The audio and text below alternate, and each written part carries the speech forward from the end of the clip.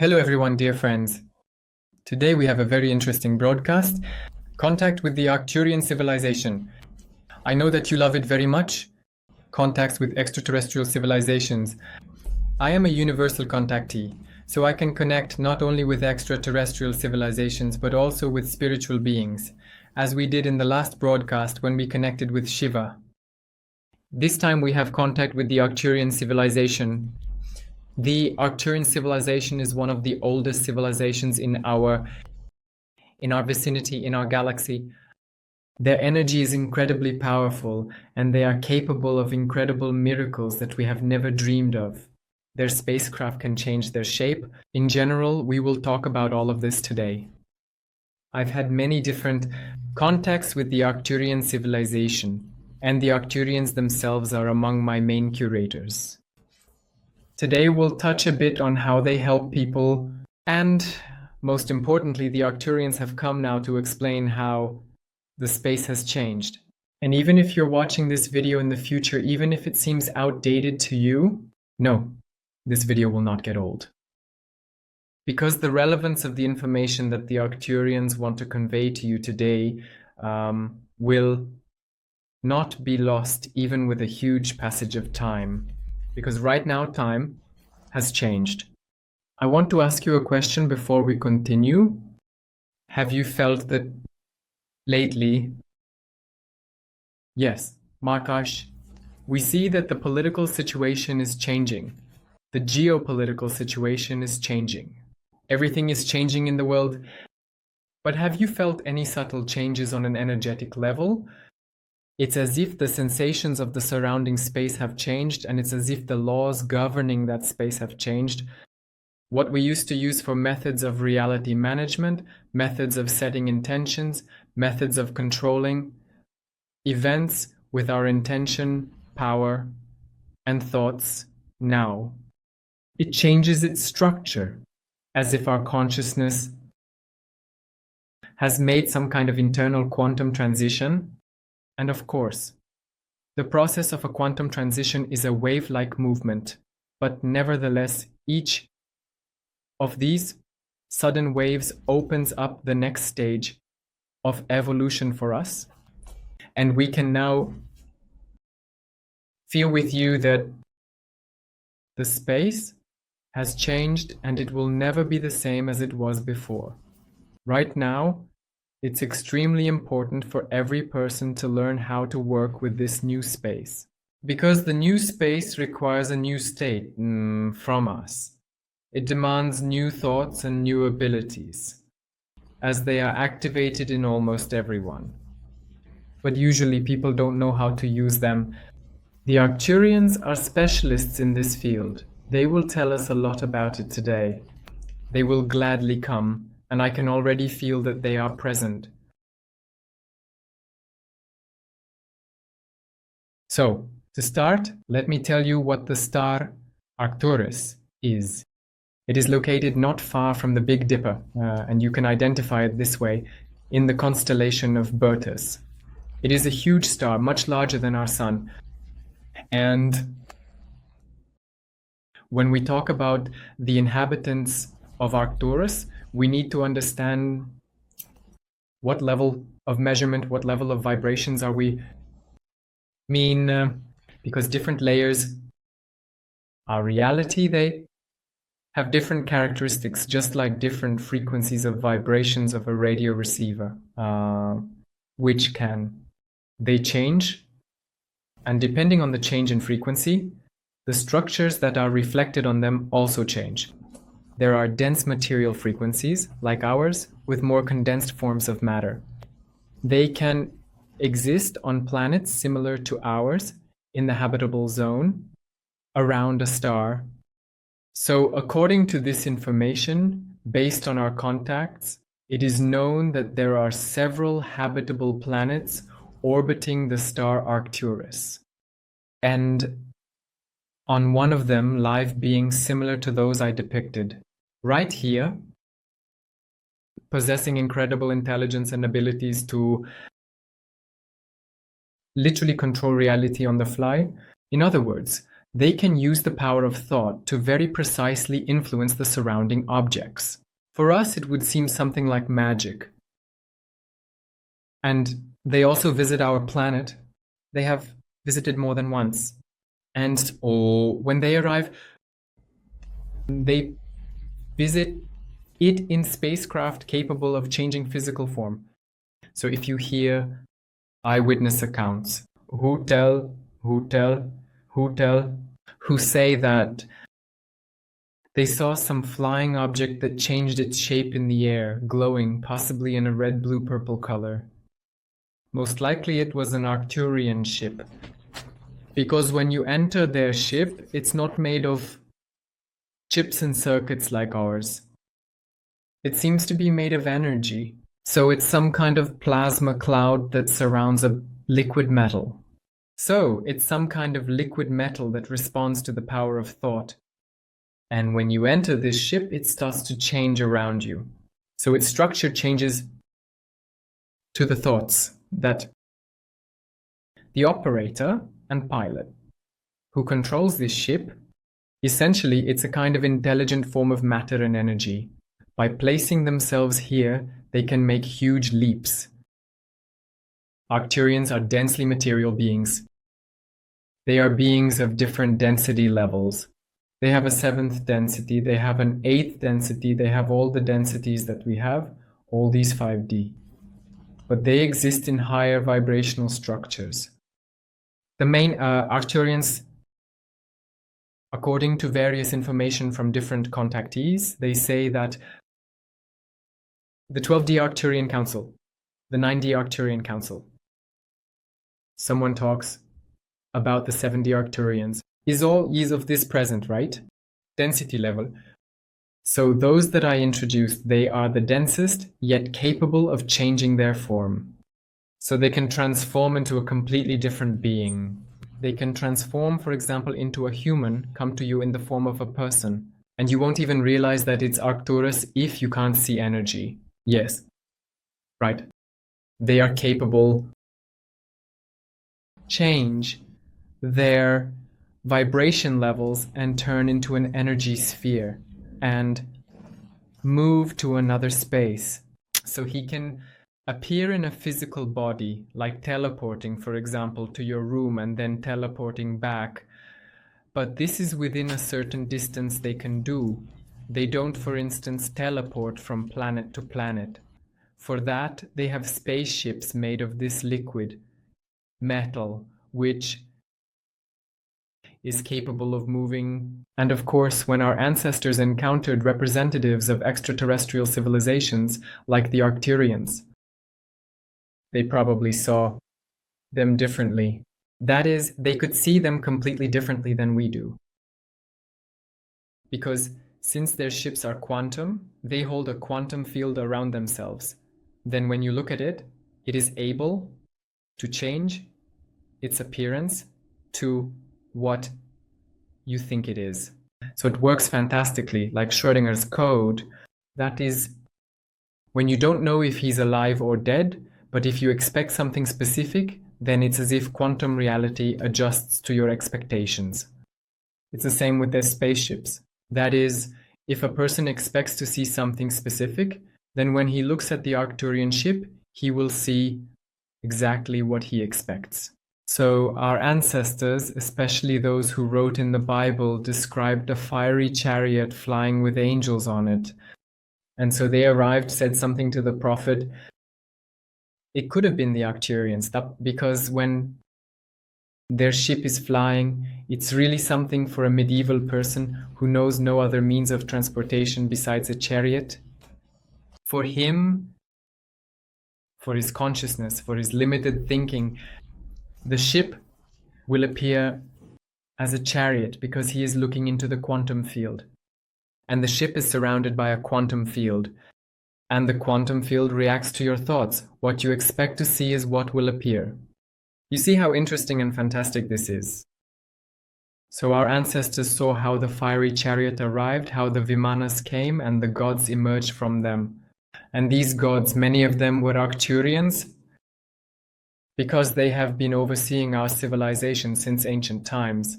and Arcturus is relatively not far from Earth, close even, I would say, closer than the Pleiades. And their curation has always had a spiritual character. Spiritual support and assistance. Arcturus, in turn, interacted very closely with the civilization that lived on Mars before the destruction of the Martian civilization. Yes, for those who don't know, there was once life on Mars. It was a habitable planet, just like ours, and advanced beings lived there. And the Arcturians helped them a lot. Arcturian technologies were being built there, but then this planet perished as a result of war. Now the Arcturians are coming to us as galactic healers, meaning they are capable of coming into your space to heal you primarily through mental healing, because they tune into the mental vibrations of consciousness and change the frequency of resonance of that consciousness. Thanks to the change in frequency, a person's physical state and sensations change, and their health improves. So besides the densely material Arcturians, there are also subtle material Arcturians who exist as representatives of the 9D and 12D dimensions. They look similar to these beings, and their bodies don't have a dense structure like ours. They don't need food or water. They are made of energy and can live not only on a planet, but also inside a star itself. Yes, I told you in my other broadcast that civilizations exist not only as humanoid forms like you and me, which they can only exist on planets that are suitable for life, where there is water and food, and that are densely material. But extraterrestrial civilizations can also exist in the form of energy substances that are interconnected at the quantum level and consist of plasma. And these are called plasmoid beings, and we refer to them as beings of 9D, 12D, and even higher dimensions. I suggest you not to bother with the topic of measurements because all the contactees do not have some kind of unified classification, so everyone will offer their own classification. Yes, and in general, all these disputes about what D is there, it's pointless because we still don't understand it as human beings. What's more important to us is what benefits we can gain from communicating and interacting with these civilizations. So today, they will talk not only about how we can interact with them, but also about what is really happening on the subtle plane, what we can expect in the future, and what we can expect in the near term. And of course, people love all sorts of predictions. So we will ask them to give us perhaps some energetic forecast for the future. And they will give it to us. The Arcturians will also give us a channeling and meditation towards the end, whatever they see fit. So it will be very interesting. Can you imagine? The Arcturians themselves will give a meditation live right now. I don't think there are many channelers on the internet who can deliver messages from various civilizations live.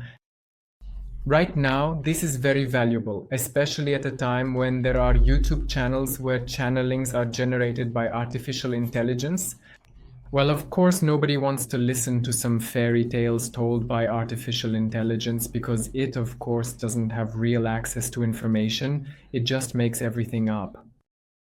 Another question is when we interact directly, and you can really see that I'm doing this channeling, you can see their presence here on an energetic level and observe how it happens.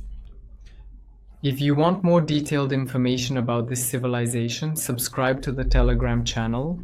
I have a Telegram channel, and what is very important, unlike others, people who give their Telegram channel from others, channelers or contactees or all sorts, info peddlers who lure you into Telegram channels solely to squeeze more money out of you because they have, the rule there is paid content, constant advertising. While I have no such commercial desires. For me, the Telegram channel is primarily a place where I can quickly record something, some kind of voice message. If I get inspired and visited by some thought inside, and that's why I immediately record for the Telegram channel. And you won't really find these videos or audios on YouTube. That's why there is only exclusive content there. And I'll post information about the Arcturians there. I'll share these images and photos with you, and if you want, you can download and print them. To admire them, perhaps there will be some energetic recommendations from them. I will also publish this text in the Telegram channel. The subscription is free. There's no selling involved. It's not a sales funnel. It's not a bait and switch where they lure you in with free cheese to trap you. They say, come to my free lectures, come to my free courses. You know, if you're offered some free seminars, free lectures, or free courses online, they want to deceive you because they will show you cheese, let you smell it, and say, and to take a bite, you have to pay money. That's why it works like this now, that they lure you with something free, you'll get it free cheese in a mousetrap. Look at ours. What a good mousetrap. Such useful knowledge. Now everything is free. A free seminar, a free webinar. All this is needed in order to get your contact, email, phone number, and then bombard you with endless advertising and so on. So do not fall for it. You see, I am destroying someone's business strategies and marketing, telling you about how all these funnels work. Because this is pure manipulation of consciousness. This a way to hypnotize a person, to mislead him so that he has already forgotten what he wants or does not want anything. And that's how a sales funnel pulls them into the point where they lay all their money on the table. So don't give in to all these manipulations. Be aware. We are now going to communicate with the collective consciousness of the representatives of Arcturus. Right now, there are Arcturians present from different levels of dimensions, different levels of vibrations.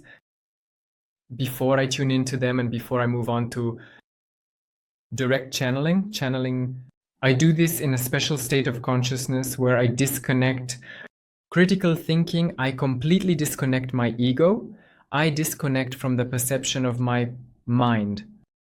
And only the pure flow of what is being channeled remains. And my brain and my consciousness and my mouth just speak what I read from the field.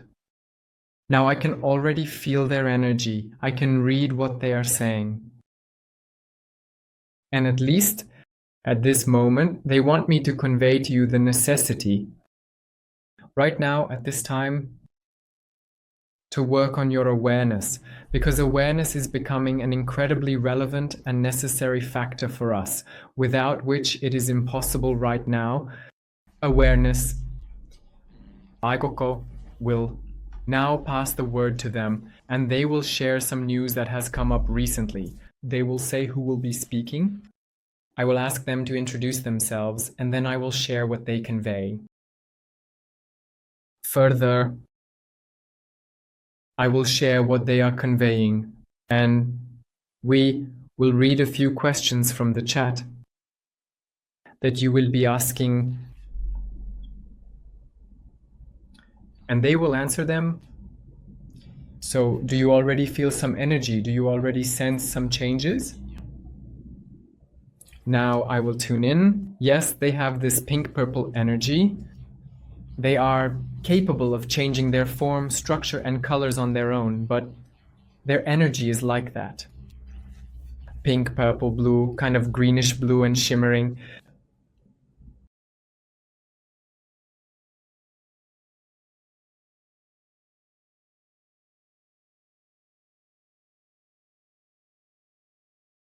Be continued. Uruti.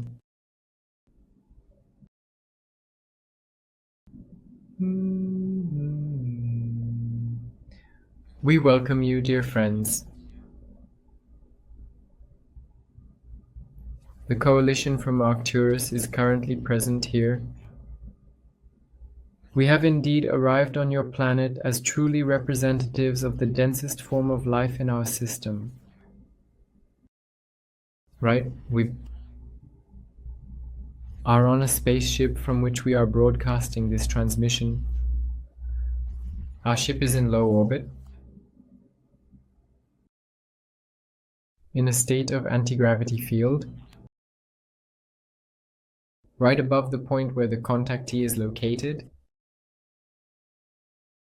Right now, we are sending you a message that our council wishes to convey to you. The council that you call the 9D, Arcturus Council. Now a representative from the council will speak. The diplomatic ambassador of Earth,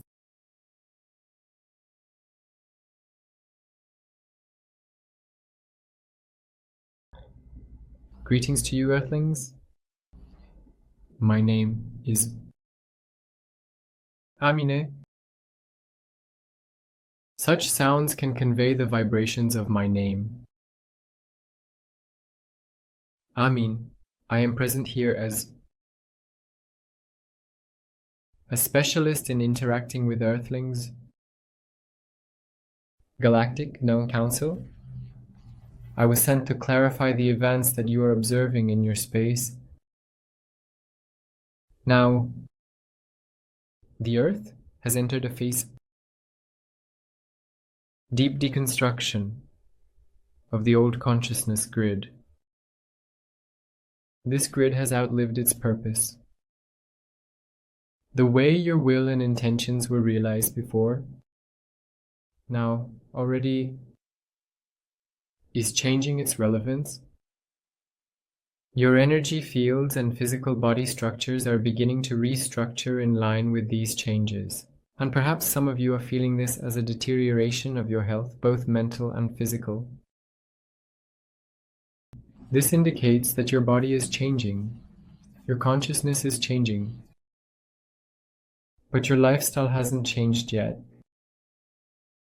Perhaps some of you are noticing changes in your eating habits, where you no longer crave certain foods or find yourself wanting different ones. Listen to the voice of your inner mind. The deep mind of your subconscious will tell you which forms of material consumption are no longer relevant for your body. Of the mind, the deep intelligence of the subconscious will tell you which forms of matter use are no longer relevant for your body. Your eating habits are about to change, as you need to restructure your physical bodies to different frequencies. The biochemistry of the processes happening in the cells is starting to change. Opening DNA. Those who have the ability for repair and restoration, opening ability, for extending life and regeneration. This is happening to those of you who are ready for these vibrations and are tuned to them. You also notice how your physical bodies react very quickly to negative thoughts. When negative thoughts, destructive thoughts, sadness, grief, anger, and fear take hold of you, they become even more pronounced through the body and soul. Anger, fear, they have become even more expressed through the body and soul, and the emergence of these thoughts gives an immediate response in the physical body. When deep disturbances in consciousness manifest through the body, giving you a signal about what to pay attention to. So now it will be, and you need to learn how to work with this, so that the changes that are taking place concern not only your internal subconscious state, but also your conscious state of lifestyle, behavior, and way of thinking. Your way of thinking is capable to change during this time. And if you don't change it, then the deep structure of your being and soul will follow with the internal conflicts and limitations that you have. Now is the time when your civilization is going through a karmic lesson, healing, aggression. Aggression is pouring out of you on a planetary scale. The collective field is very magnetized right now. Energy of anger, vanity, pride. And many of you are also experiencing this, and it's coming to the surface. And even though such opportunities arise in your society to quickly free yourself from this, to realize the cause, to end all conflicts and wars on the planet, there is still a need for a conscious choice that each person needs to make individually. The choice at the level of not being the one who expresses anger around them, like a volcano erupting, spewing stones and lava. Lava, when it comes into contact with the living, destroys it, burns it. The best way to restore your harmony, it's about realizing the deep root causes of certain feelings or emotions. The foundation of the future era, the next 100 years of your civilization's development, is development of one's own spiritual intelligence.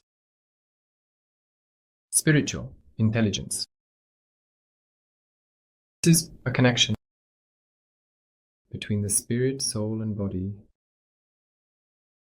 allowing you to start feeling, and through that feeling to become aware of different forms of energy within yourself. To manage these forms of energy, you call them feelings and emotions.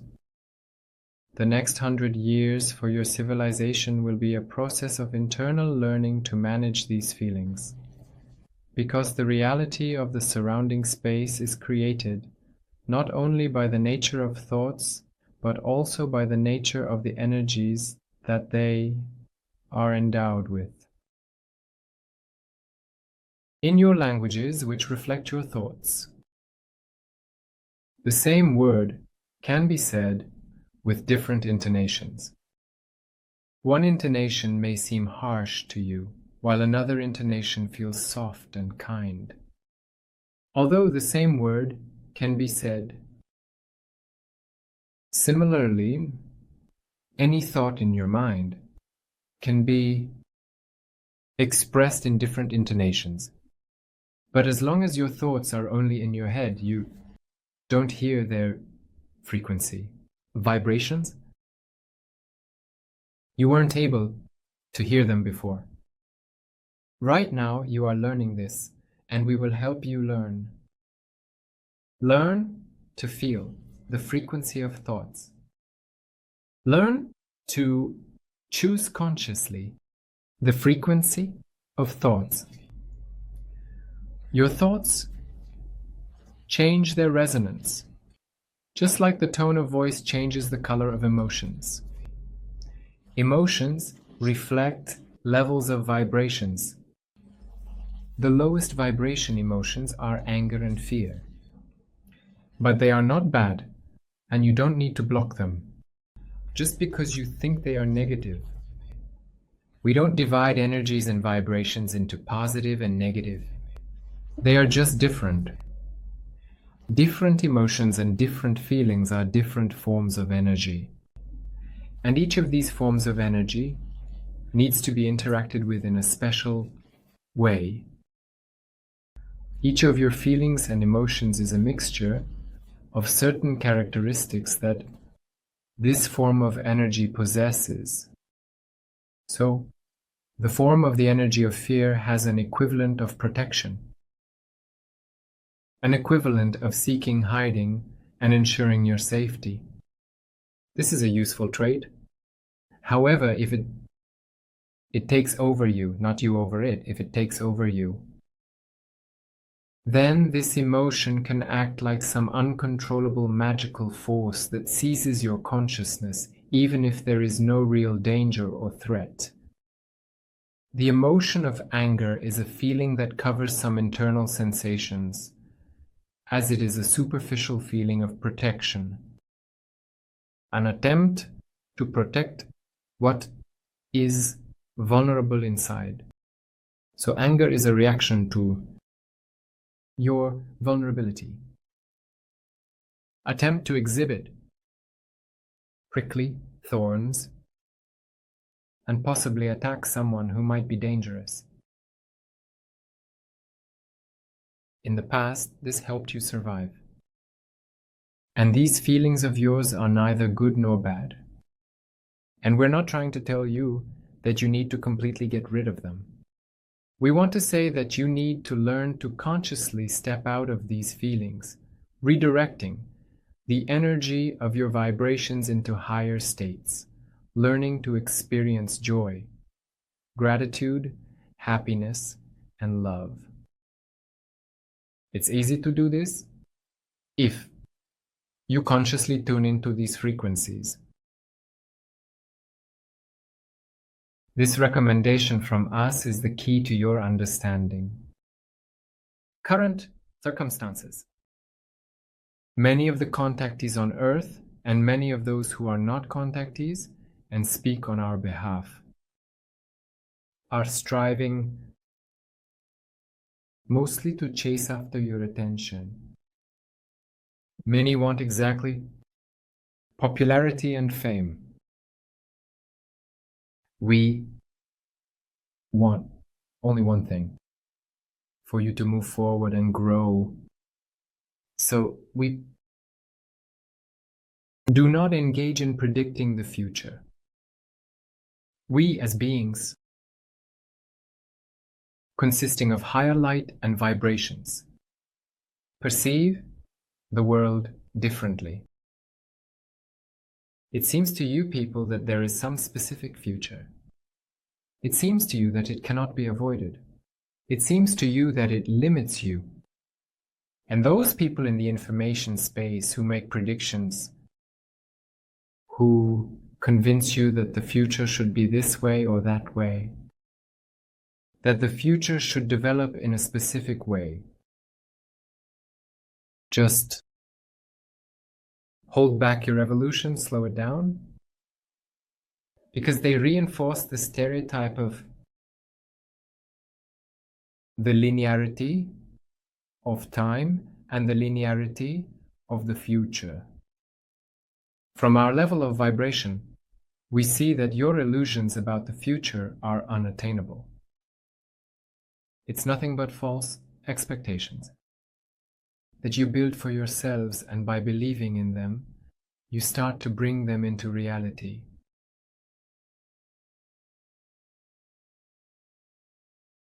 We recommend to stop all making predictions, to stop them, to listen. Energy forecast is something general, different from the forecasts of events, because there are certain trigger events that need to happen. But no one is able to predict the specific details of your future. From our branch of vibrations, we see all the possible futures. And you need to understand that nothing is impossible. It is indeed possible to glimpse into the future, and it's not difficult. But there are many futures. In our understanding, in our vision, from our level of vibrations, there are many futures. There are so many options for the future that it's just unreasonable to unconsciously choose one and follow only that. Not because you wanted it that way, but because you were guided that way, because it was predicted for you. You can and should predict and forecast the future. Your own, and only your own. But only based on your own predictions. These predictions are not written down. They are not written in numbers. In the stars, they are not written on maps. They are not written down in divination. These forecasts, printed in the structure of your soul. Your soul already wants something. It has certain desires, goals, and intentions. And we want to convey to you one simple truth. That, right now, you need to flip the paradigm of your perception and realize that your future is a process, unfolding from the present, just like if you took a flashlight. And in a dark, dark forest, you would turn on the flashlight and started shining it ahead. Ahead, you can see how the light from the flashlight emanates from your location, from the point of emission. The light from the flashlight moves forward and reflects off the trees, the leaves, and other objects. And when you shine the flashlight ahead, you can, in a way, predict your future. What happens if on the way that you are shining the light on, there will be an obstacle? A cliff? A log? What are you going to do? Are you really going to say that it's an inevitable fate to trip over a log or fall off a cliff? Because that's how you saw it. Surely you'll have the opportunity to turn the flashlight in any other direction and find another path. Predicting your own future is like the ability to shine a flashlight. When you're not just trying to find out what's there and then walk blindly. And when you shine your own future and choose which future to illuminate, from the point of the moment here and now, your attention and consciousness project your future, like a flashlight. And if for some reason you don't like it, you can just turn in another direction and shine the light the other way. But you will always go there, where the beam of the flashlight is aimed.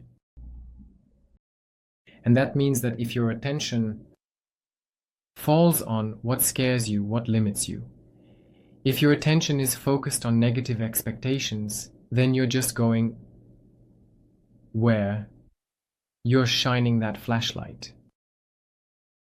All that's left is to realize that the flashlight you hold is in your hands. And don't forget about it. Realize that you can direct it in another direction, and don't forget about it. Because sometimes people only look ahead, they walk and don't even realize that they're shining the light themselves. Thinking that the future is illuminated by someone else or something else. No one determines your fate and future for you. No one is capable of making any global predictions. The energies have really changed. We see the general trends, the changes in these energies. But a lot of your changes depend personally on each one of you.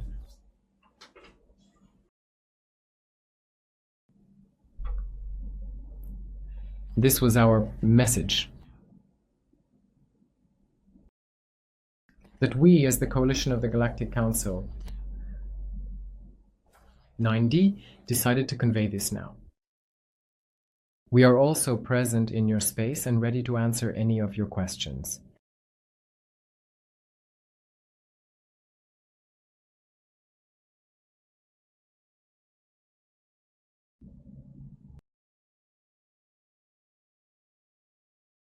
Can Arcturians be guardian angels for Earthlings? Yes?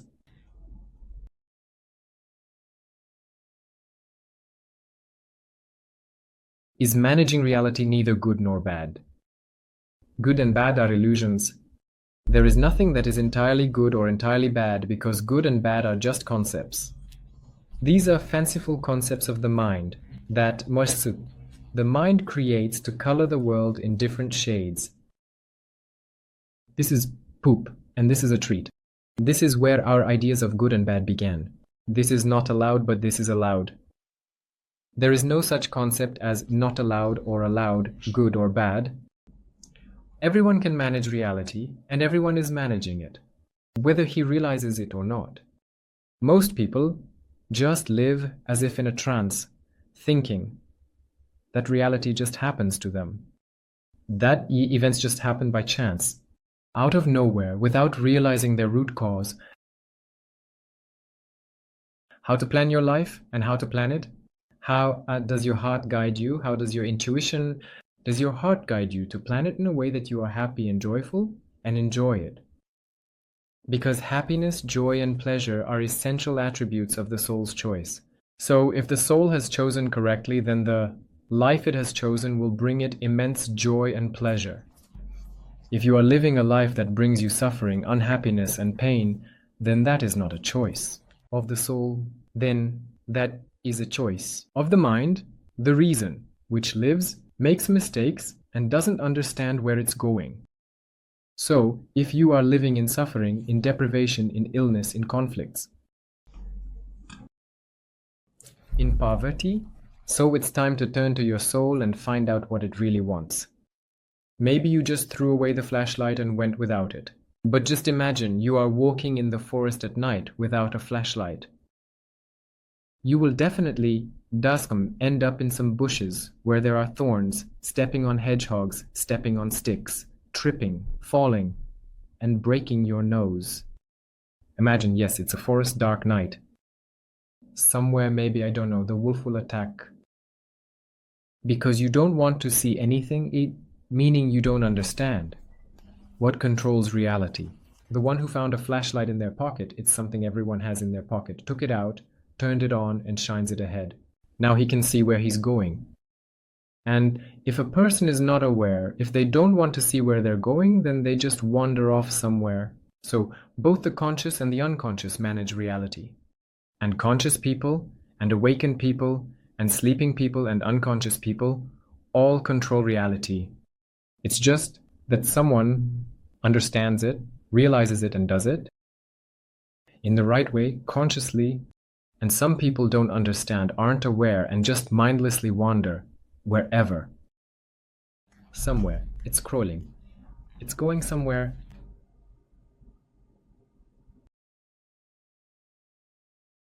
How can we connect with our soul and understand it?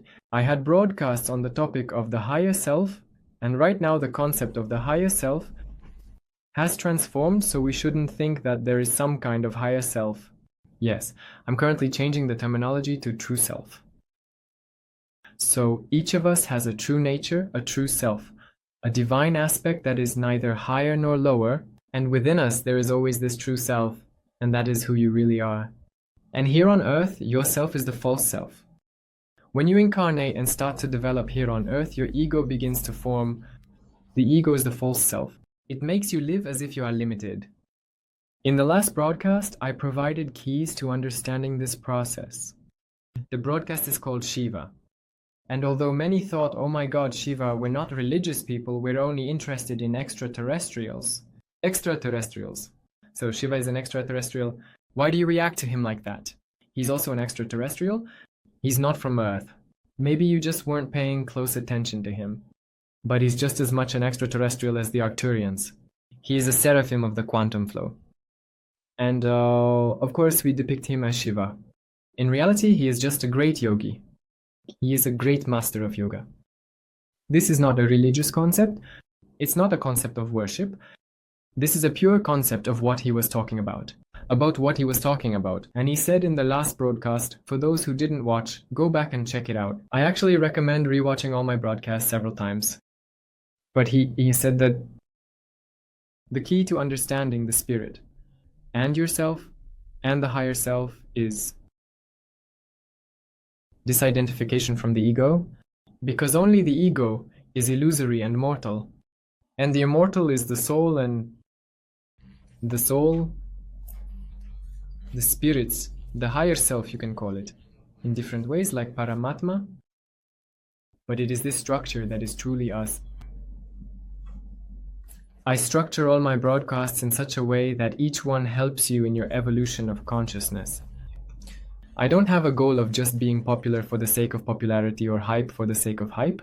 Like how all these info scammers are doing info now, these fraudsters just put together a marketing strategy. They literally sit down and study it. Just imagine them. Right now, I'm revealing the behind the scenes, and I didn't even know it was happening like this. Well, I recently found out how they make 30 million a month.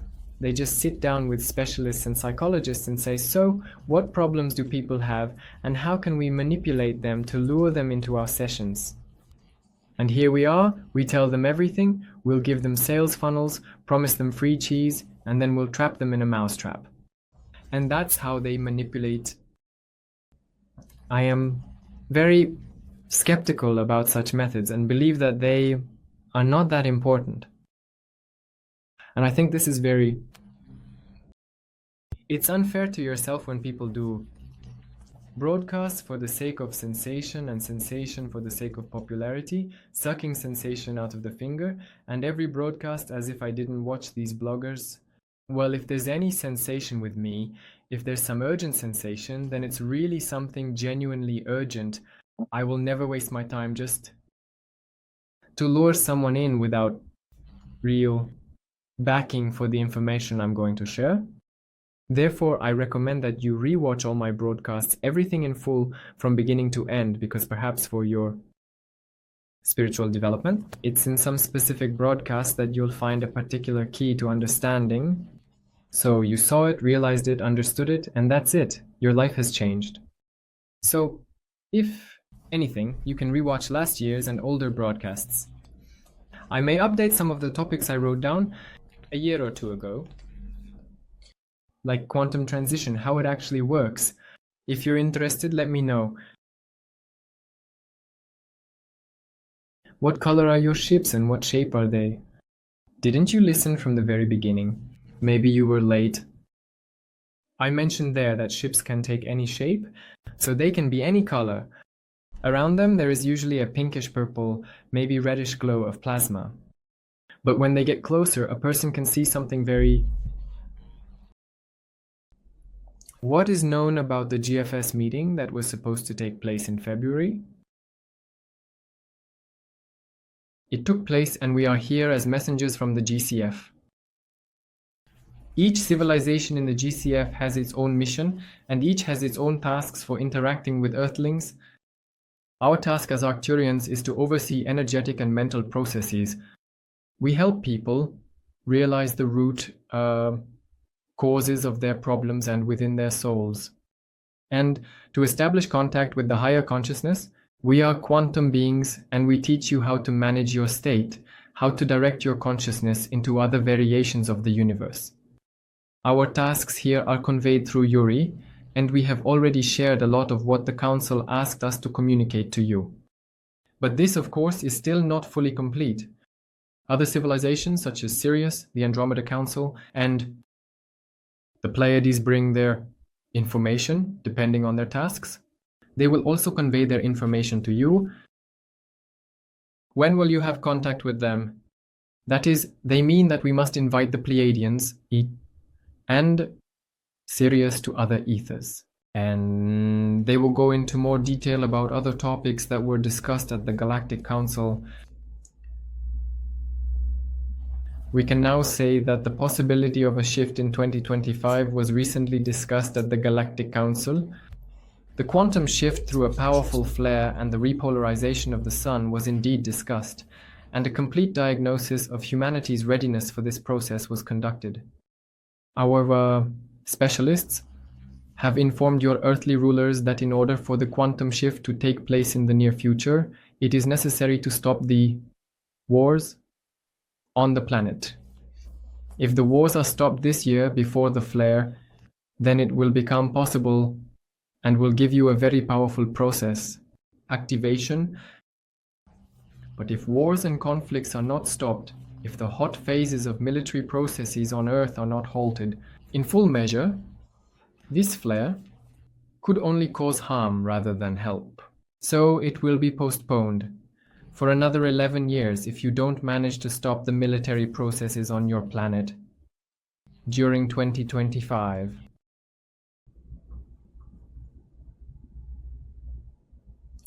We can ask them to heal us.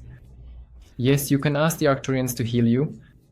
To tune into our vibrations, a special instruction is needed.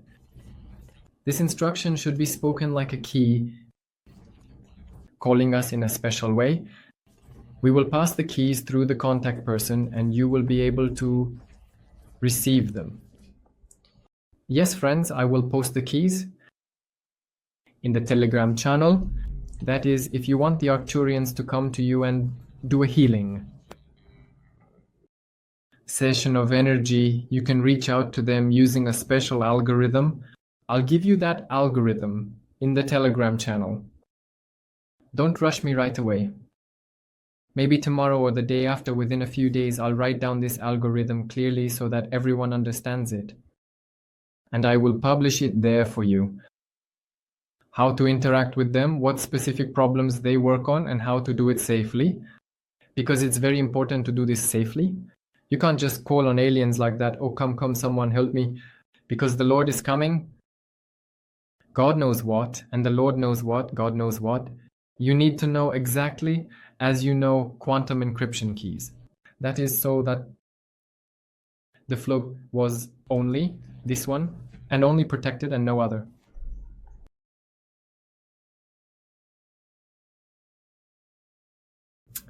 So any more questions?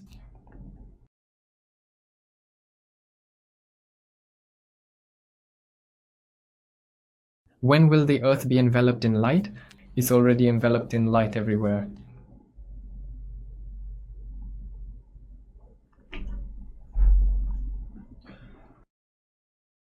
Will we be able to physically contact extraterrestrials in this life? Of course we will. We are currently experiencing an extension of lifespan, in case you didn't know. So we will live long, and maybe some of you won't just make contact, but will even be able to travel to other planets. Can you imagine how interesting that is? So what I'm conveying right now, you understand how important it is. This is important for all of humanity. You see, all this nonsense that is on the internet, there is magic, witchcraft, wind candles, cast a spell, do some kind of love spells with the eyes. It's like the Middle Ages.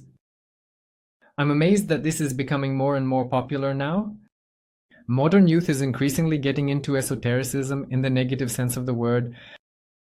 What I do is difficult for me to call esoteric because it is closer to yoga, closer to spirituality, closer to what the ascended teachers teach. So this is new age, a new era. This is not esotericism in the usual sense. That's why we are already working with new quantum technologies. And I always explain everything to you through science, not through some mystical, occult practices. That's why it's very valuable and important to spread information about the existence of extraterrestrial civilizations, about how they interact with us and help us. So, I would be very grateful to each of you if you could share this video with everyone you can. And if you tell your children and grandchildren that there are extraterrestrial civilizations, that they are also alive and intelligent, just like us. They have a soul. This is an important point because I've heard such nonsense on the internet lately. You see, there are people who don't understand esotericism, don't understand the nature of the soul, don't have contact, don't have clairvoyance, but they do have a lineage. And as for their brains, it's a big question of whether there is or isn't.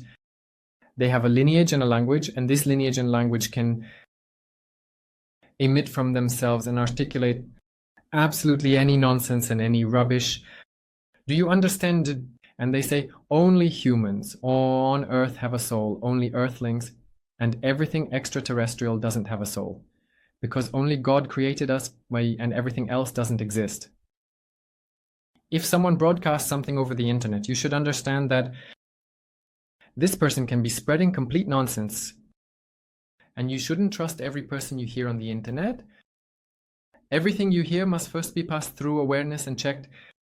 You can check me, filter what I say through your own awareness, think, understand, and realize as much as you want, and you will see that I am telling the truth about what I say. Confirmed information, comparable to scientific concepts, to scientific data, comparable to other adequate esoteric data. So, there's no dome over us, the earth isn't flat, and my lips aren't painted. What else do we usually have? We don't live in hives. Do we? The lymphatic system in the body is not a hydra that has taken us over. If you hear something like the lymphatic system is a hydra, 200 years ago there was a flood, that Pushkin invented the Vedas, that's just mind-blowing. Today I accidentally saw in some channel that Vedas Pushkin, I think Mother Honest really, in this lie, in this nonsense, does anyone actually believe it? Just some guy wants to laugh, to mess with people, and he publishes the craziest nonsense he can come up with. Like Pushkin invented the Vedas. Yes, hello, here we are. Pushkin invented the Vedas, and people are watching. I checked how many views there were, and it was about 300,000 views. That means how many people there are who do not distinguish. I can expose this kind of information for you so that you can learn to distinguish between what is a lie and what is not. Because there are people who say we've transitioned to 4D, and that's just nonsense. Complete amateurism, because we haven't transitioned to 4D. Not at all, because we are already in all dimensions simultaneously. Bistambi and 4D has always existed. We haven't transitioned into it. You can't think of it that way, that 4D is just length, width, height, and time. So those who say that clearly don't understand the issue. They're just talking about things they don't know.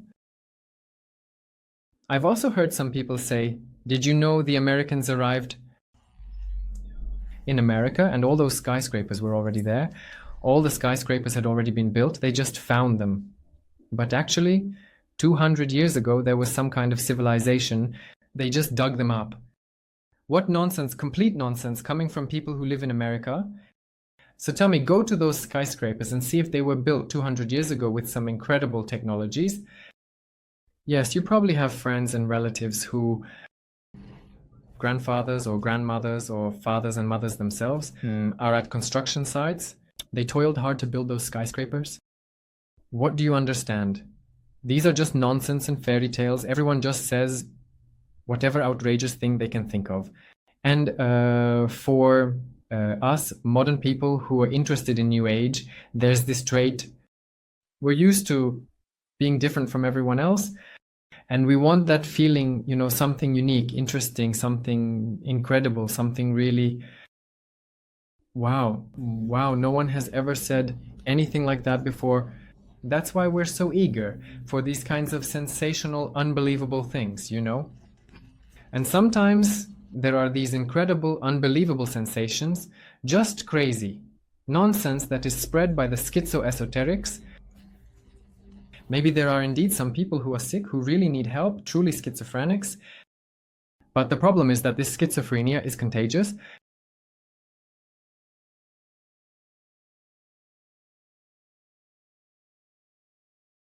This schizophrenia is contagious, and if you listen to it, you start to get infected with this schizophrenia yourself, and it begins to eat away at your brain like a dangerous virus.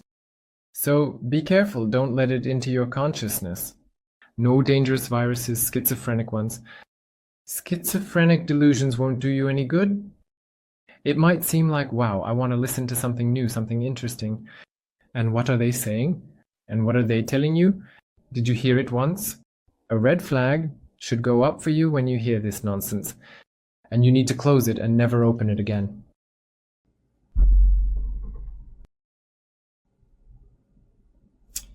Arcturians. Why are wars continuing in the galaxy? Due to low awareness of civilizations like Earth. And so in the galaxy, there are few more aware entities. Most civilizations in the galaxy, these are young civilizations. So in our galaxy, as Tanya is saying right now, there are a lot of young civilizations. About 90%. These young civilizations are at the same level as you, at a 0 level of intelligence. At the 0 level of intelligence, you have to go through the experience of these internal conflicts, contradictions, confrontations. But there are unique civilizations that, despite having conflictual thinking and consciousness within themselves, have managed to develop their technologies to the level of highly advanced civilizations capable of traveling between planets. Such civilizations reach the first level of intelligence, but sometimes this intelligence doesn't match the level of spirituality. That is, some civilizations are following the path of technogenic development, the path of development, through totalitarian control and management, along the path of resolving the individual's free will, along the path of aggressive expansion of the surrounding space. That is, their technologies developed very quickly, and they became a huge empire that is capable of influencing other worlds and planets to conquer them through military means. We, as the Galactic Federation of Light, possess defensive technologies and sometimes participate in space wars as supporters of the forces of light who protect worlds like your Earth from the invasions of invaders.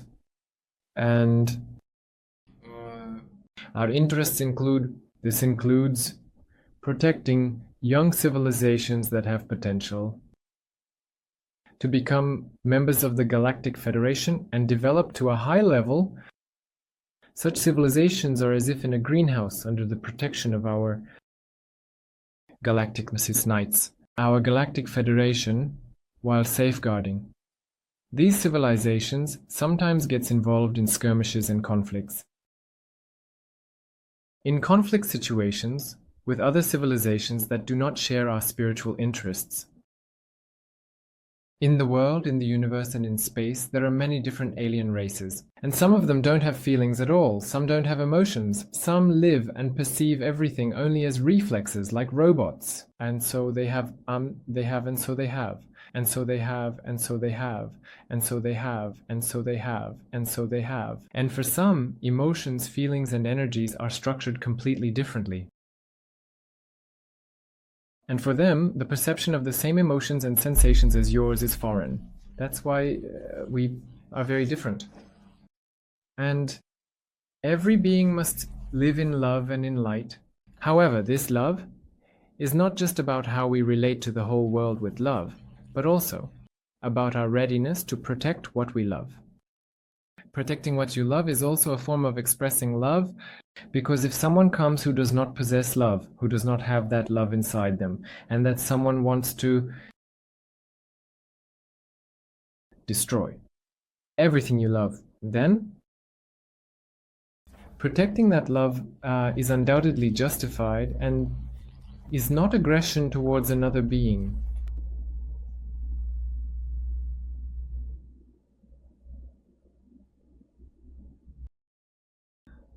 It became said then no.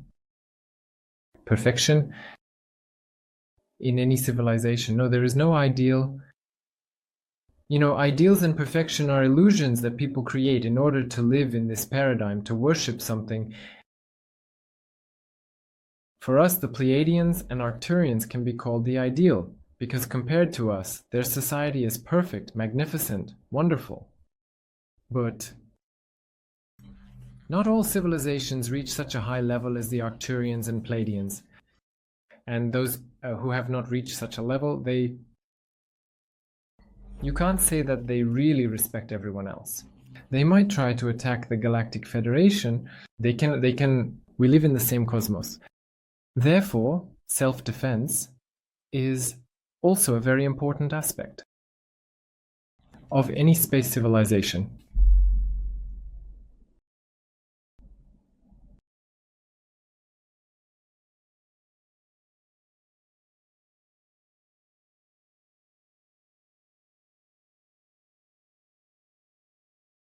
Can you tell me about the language of light, please? Arcturians rarely use language for communication. They are more telepaths than talkative, so they have their ancient language which they can speak and sing in, but they rarely use it because they mostly communicate telepathically. Are there any colonies of Earthlings on your planets? Earthlings are not able to live on our planets because our vibrational level is different and the conditions on the planet are different. The composition of the atmosphere is different, so this type of atmosphere is not suitable for Earthlings. We can bring Earthlings to our planets for short periods of time, but not for long.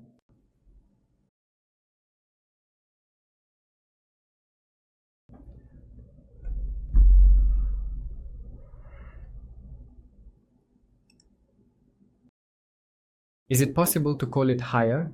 I am the ideal after all, we all strive for it, right? No, it's impossible. How can you call the ideal what you actually are? And there is no higher. I am only the true self.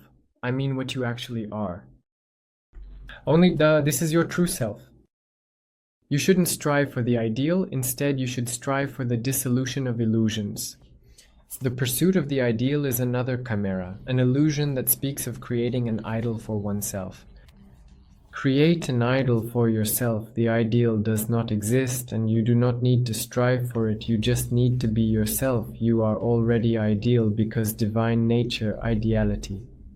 Unity with God is our fundamental basis and our original essence.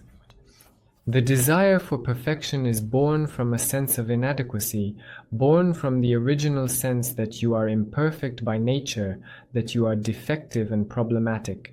And so you try to move from this problematic state towards the ideal, but that's self-deception because the process is flawed.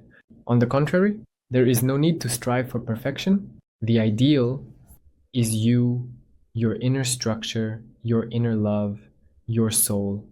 It carries the characteristics of the ideal. Any ideals created by the mind are illusory forms of manifestation based on expectations that the mind builds from its physical and energetic needs, which have been imposed by societal stereotypes or other people. Ideals don't matter. Only the primal nature matters. The primal nature of a person is absolute.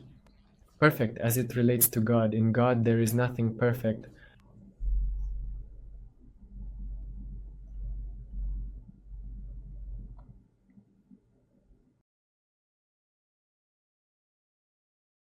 Have you been outside of Earth physically, Yuri? Did they take you somewhere?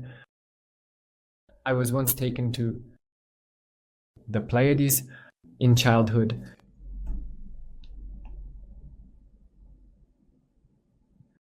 Do the Arcturians breastfeed their newborns? No. Our birth happens differently. It resembles yours. Our physiology is similar to yours. But it's not breastfeeding like you have, where the breast produces milk. It's an energy transfer that goes from the mother to the child. This is a transmission. It's an energy that goes from the mother to the child. It's similar to breastfeeding, but not quite like that.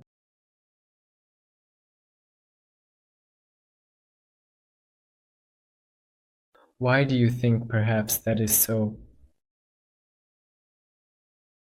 We are already in primal nature.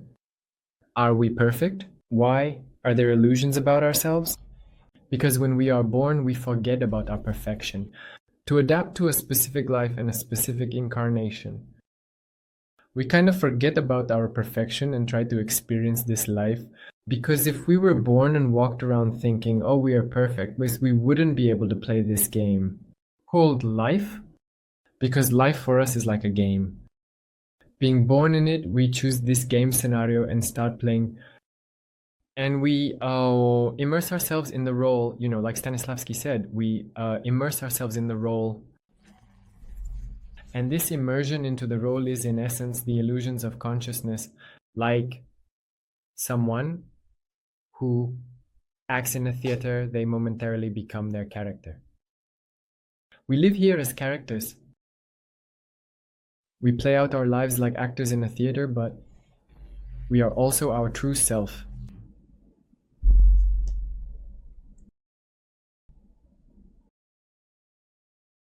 Did the government offer collaboration? Yuri? No, it didn't offer. I would even say that it's rather the opposite.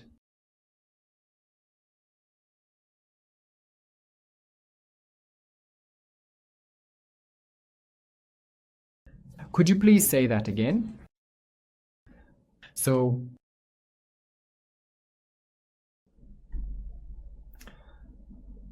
Yuri, ask. Please run away. Is there Sirius in the constellation Pegasus? What do you mean? Is it there? It's there.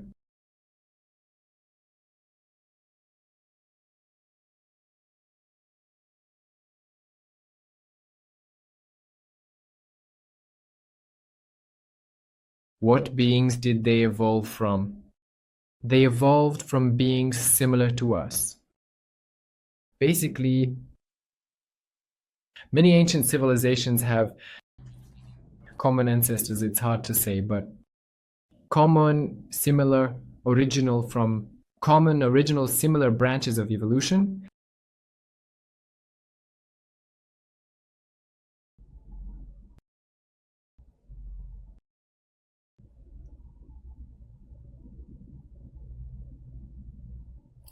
YouTube isn't working. Someone is writing. Please let us know who is having issues with YouTube.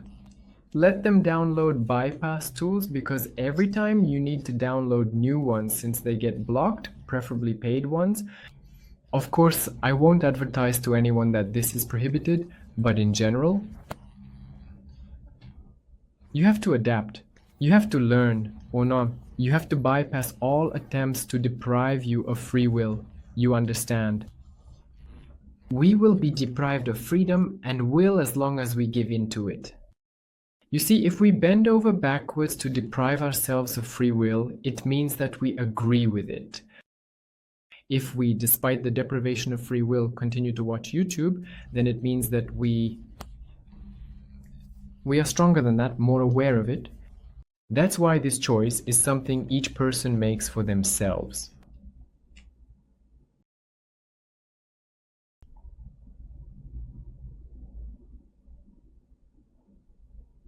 Do Arcturians interact with the lords of Shambhala? Yes, they do interact.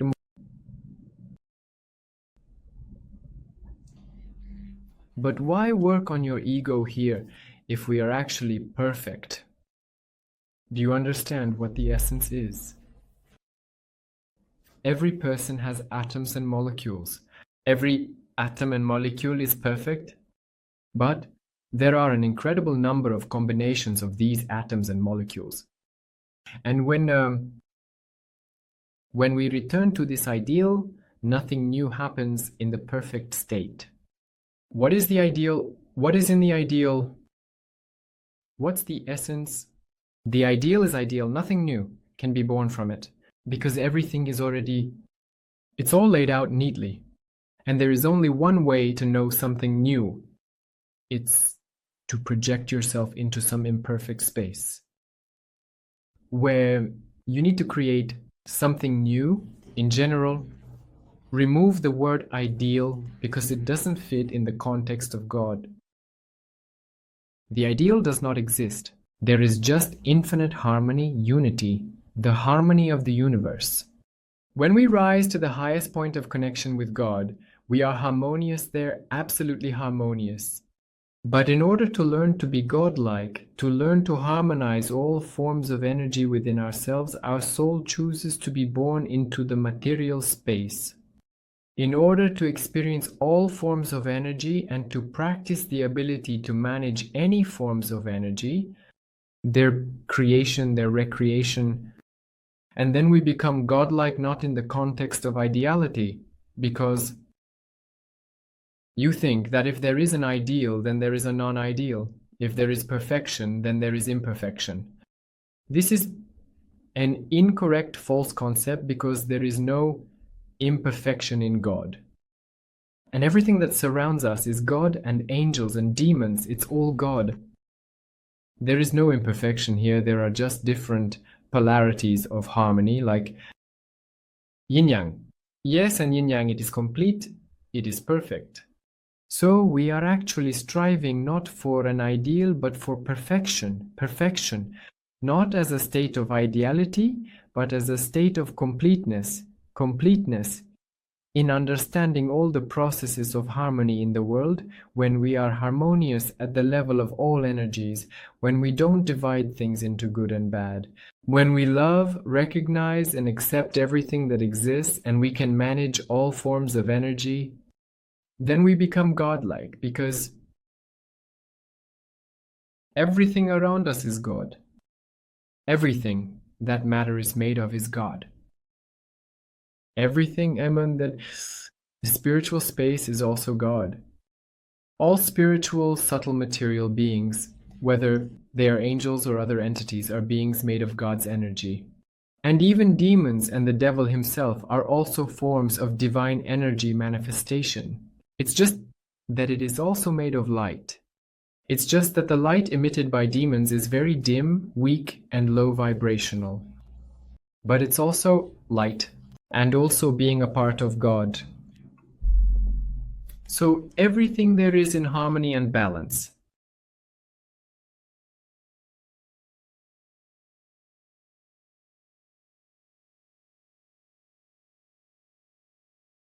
My friend doesn't take your information seriously at all, so there's no need to send my broadcasts to those people who aren't ready for it yet.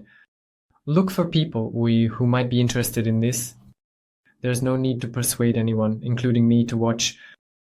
And most importantly, love and appreciate your family. Give her attention. And if your family is worried that you are looking at me and thinking that you are in trouble, in some sect, don't provoke them, don't try to seem better than them, don't tell them you're fools, you don't understand anything, aliens will arrive soon and the world on Earth will change.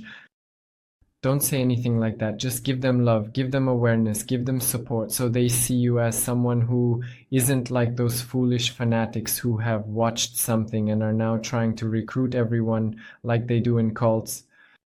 And what do you aware people love? And respect your loved ones and family for who they are?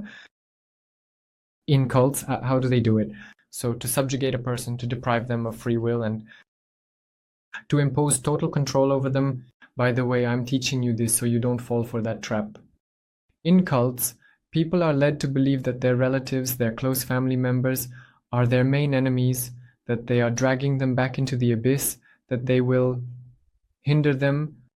And so if you are like this, listen, if someone instills in you that your relatives are your worst enemies, if someone is telling you that your parents, your family are your main enemies, then you know that these are likely manipulative people who are acting and instilling this belief in order to have complete power over you, so that you would believe unconditionally in the master, the guru. They instill a difference. So what other traps of evil are there? What other traps of darkness are there? This, for example, is the suggestion to people that you are different from others. They are stupid, low vibration, they won't understand, but you are better than them. It's a trap because it aims to separate society, to isolate you as if you are the chosen ones. So it turns out to be a closed cult organization that says no. Here's our guru, the master, the best of the best, and you other people are just fools. You don't understand anything. And this is how cults are born. That's how deception is born, and then people suddenly find out that the cult leader has been abusing his best female followers just because he convinced them that if they engage in this act with him, their karma would be cleansed, their blocks would be removed, and all that kind of nonsense that such people can deceitfully instill. As if you think this is a sacred process of Tantra, we're going to help you right now and remove all your problems. But you know how it goes. And practically many of the sect leaders, especially men, they practice this, have sex with their followers, convincing them that this is a great blessing.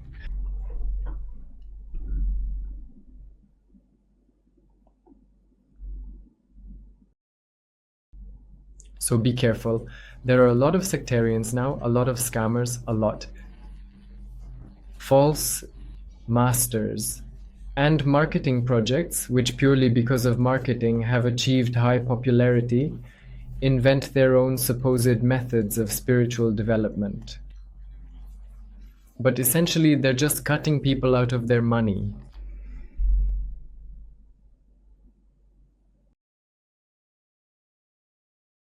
how to react to people who wage wars.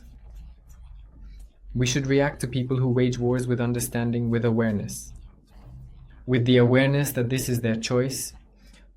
And the fact is that no one random ends up in such situations.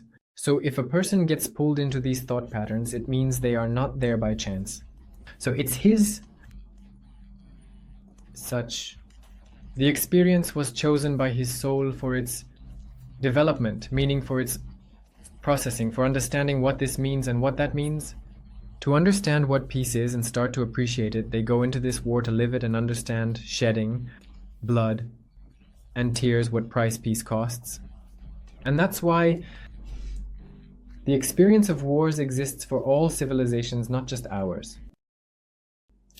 And when a civilization goes through the experience of wars, it understands that it's painful, it's bad, it's harmful for everyone on the planet. And after gaining painful experience, many civilizations stop waging wars and start to value peace and life. So we should approach this as with love and understanding, without condemnation and criticism, because condemnation and criticism lower your vibrations and you are drawn into this egregore. If you judge this thought pattern, it means you are getting pulled into it energetically, and it starts to control you. This is something to be aware of. And just consciously shift your attention so you don't think about it, otherwise this thought pattern will drain your energy like blood. A vampire drinks from a person.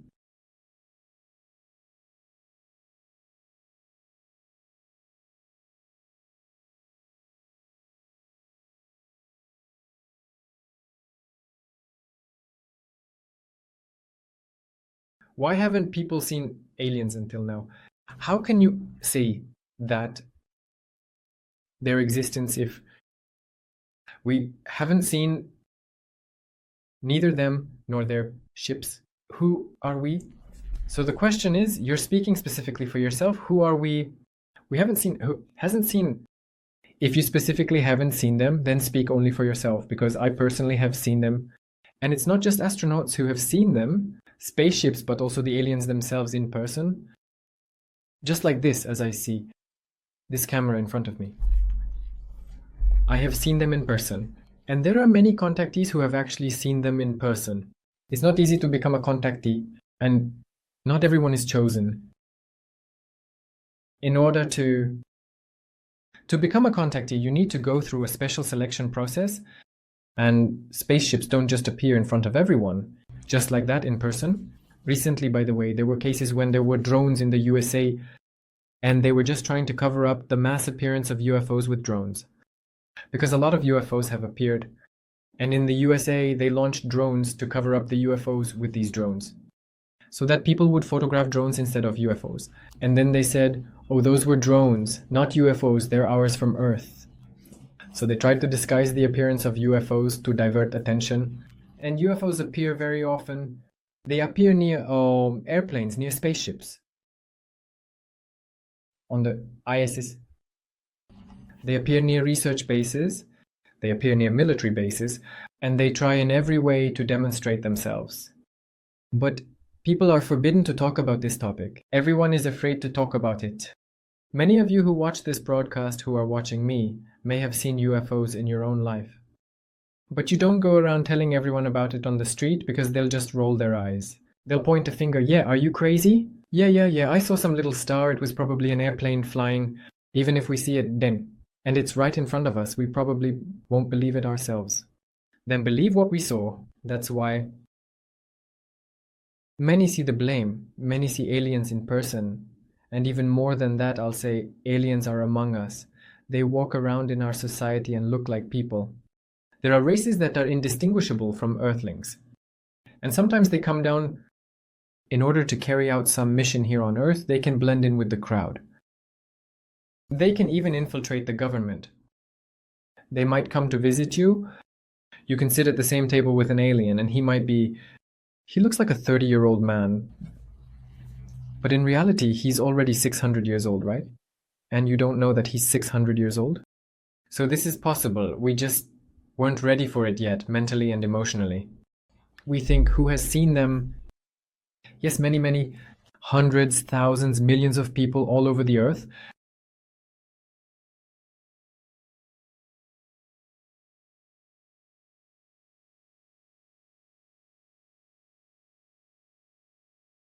What's happening with Sirius and Saturn? It was said that Sirius will absorb Saturn. What nonsense is this? Which Sirius, which Saturn? Do you even know what Sirius is and what Saturn is? Sirius, also known as the dog star, is a star that is about one of the brightest in the night sky. 8 light years.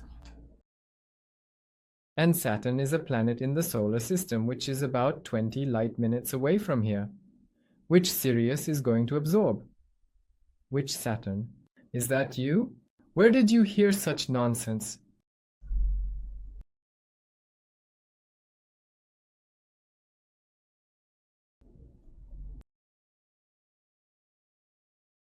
Which, you will ask them a personal question. Did you ask them? Did they answer you? Yes, I asked personal questions specifically about my personal life, love, and sexuality. And yes, they answered.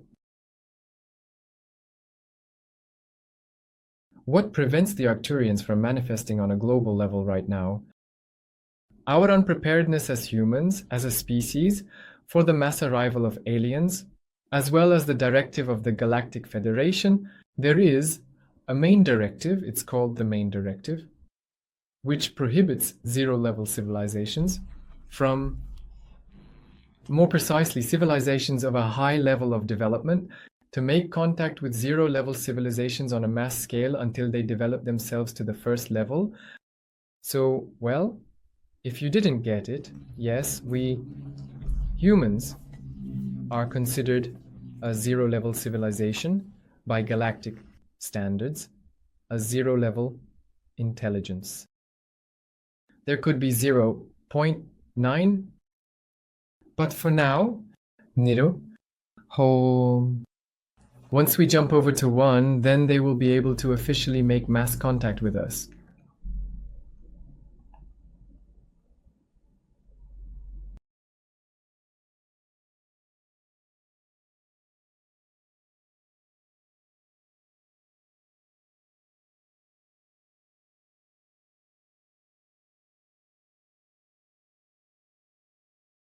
Do Arcturians incarnate on Earth? Do we know this? Of course, one of them is right in front of you. Are they incarnating in this experience? Of course, one of them is right in front of you. It's funny, I don't believe it. Laugh, for God's sake.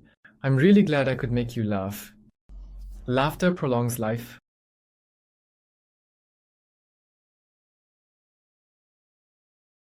You may not believe it, but just look at it. It's like a fairy tale.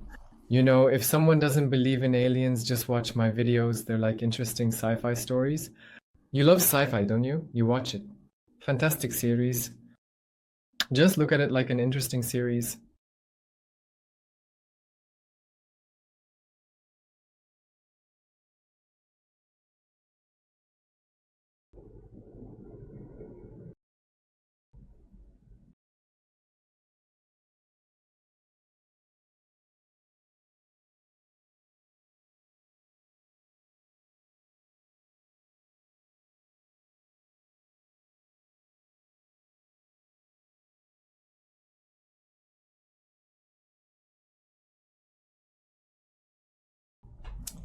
Right now we will turn to the Arcturians because other Arcturians have now arrived who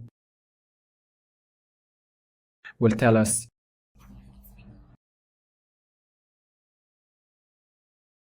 about the changes that have occurred on Earth.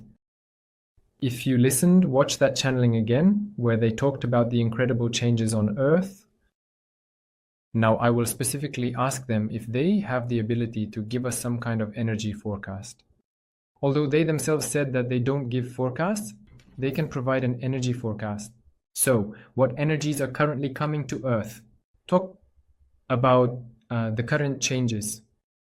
Yes, someone here wrote, Yuri, you mentioned the incredible changes. Yes. So that's what was said now. Since before the energy flowed, it no longer flows. It flows differently. And they said, the Arcturians, through me, that you need to focus your attention on managing the energy of feelings, because now it is activated so quickly through the body that if you allow negative emotions, they manifest in the body as illnesses, as problems, as conflicts. They also said that energy flows differently, that is, reality is controlled not only by thoughts, but also by feelings, sensations. That you need to start radiating from within yourself in advance. What were you listening to? They have already talked about this, and then you'll say that I didn't tell you about the incredible changes. These are the incredible changes, because before our feelings were very suppressed and they had very little impact on reality. And now they quickly influence reality and are initiated into liberation. Why have all the wars been activated now? Why have all the conflicts surfaced? Because the energy that is being pushed to the surface is coming out through the vibrations of the field. This is low vibrational energy. It is being pushed out. The energy of anger, vanity, arrogance, and pride is being pushed to the surface. They talked about this. Listen to it again. It's just that when the Arcturians speak, they have this little voice, this melodic tone, that some people go into a trance, fall asleep, and then don't remember anything of what they heard. So if you didn't catch it the first time, just sit down, listen, and really absorb everything that was said. Because what was said was very profound. I'm going to ask them for an energy forecast right now because I believe that this is important. So what should people prepare for energetically, and how can they prepare their energy structure for the changes that are coming? Yes, another specialist will be answering now. This is a representative of the 12D etheric plane.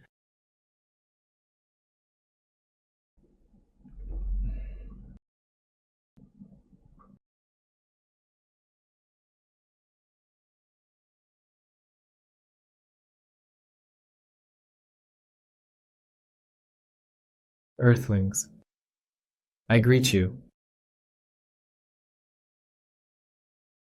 I am present here as a manifestation of one of the representatives of the collective consciousness of the spiritual, of beings, 12D, arrived from the higher crown of the star Arcturus.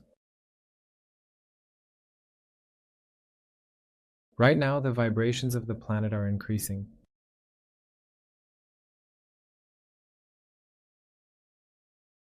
And they reach a peak point, bringing all your low vibrational feelings to the surface.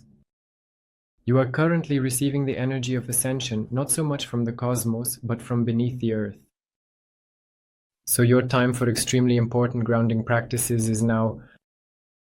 As energetic beings, you need to establish a connection with the material reality you are in and with the planet.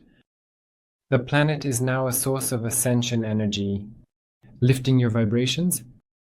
If a few years ago it carried the heavy vibrations of the old era, now it is filled with radiance overflowing with healing energies, so much so that its fullness is pushing everything to the surface. Already those structures that were deep inside you, in your societies, the game field is now in your game field. In your planet's new sphere, it is unstable. The new sphere is feverish. And it is now at a stage when any egregor that previously corresponded to low vibrations can very easily cease to exist. Low vibrational egregores, operating on the principles of totalitarian control and governance, are now trying to strengthen their power over the planet by resorting to methods of suppression and deprivation of free will. You can feel this for yourself. The dramatic changes that are taking place starting this February will be of a different nature as the Galactic Federation has chosen a new approach in the process to assist Earthlings. From an energetic perspective, we as Arcturians help directing energies of peace and harmony, but we are not trying to stop your conflicts. as our task is to help you uncover the root causes of these internal conflicts. The Galactic Federation has now chosen the path, initiating a scenario on Earth for a quick resolution of conflicts. And you can see how the governments of your countries, which have received this signal from us, have started to take active steps to restore peace and stop all conflicts. These governments are acting literally in an urgent manner, and of course, many may not like it. These are indeed quite radical changes, but they are happening on a mental level. And there are other forces trying to stop these changes. If the process of ascension continues in the same spirit, people will very quickly begin to realize their spiritual nature and awaken. And there are forces that are trying to block this awakening by intensifying totalitarian control, depriving freedom, and will, enforcing subjugation processes, and imposing strict control over every individual. And this totalitarian control, it may become much stronger and more intense in the near future, because these old programs are still strong and people are prone to live with a sense of subjugation. For hundreds and thousands of years, human civilization has lived under a slave system. Many races on your planet were originally created for slave service to their masters. And that's why this slave DNA is still present in many of you. To overcome the next stage of evolution, this slave DNA needs to be processed. It must come to an end. Their sense of subjugation, and perhaps this will happen through some kind of strengthening limitation.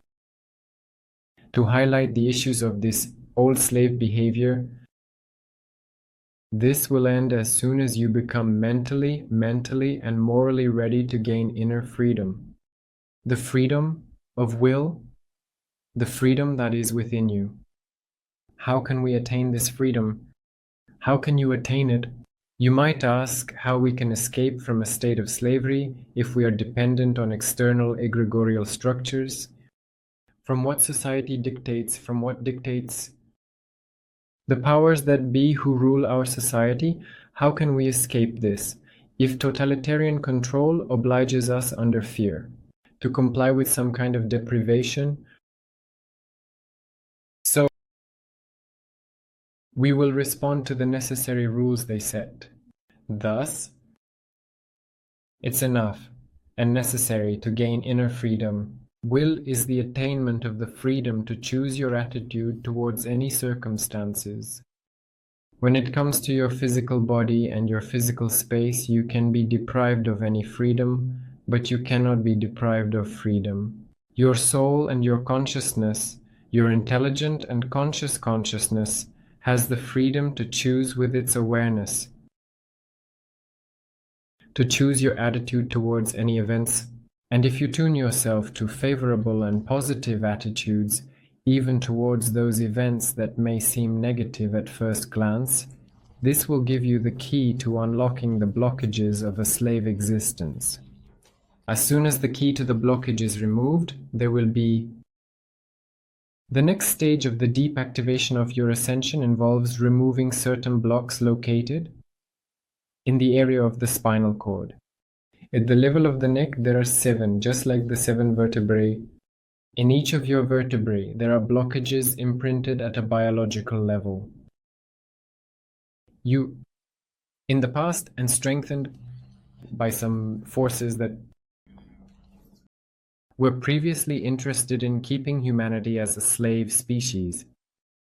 Now this slavery is ending, and it is in your power and in your task to rebuild your consciousness to the fact that even if external reality seems hopeless, then you always have a way out. You always have the ability to choose your attitude towards certain events. This is what gives you grace and freedom. We will now give you a short meditation that will help you tune into this state. Relax, get comfortable, and slowly take a deep breath in and out. Proclaim the following intention. I proclaim the rules and rights of my freedom, of will, the presence of my soul. I proclaim that there is a difference between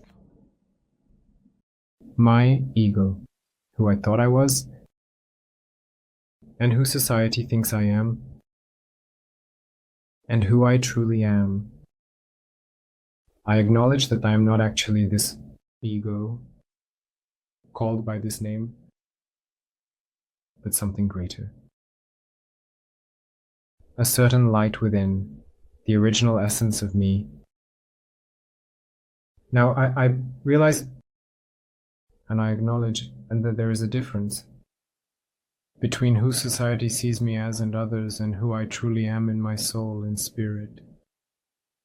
That there was a difference between who I thought I was and who I wanted to appear to be. And my true authentic essence, grounded in the power and love of God.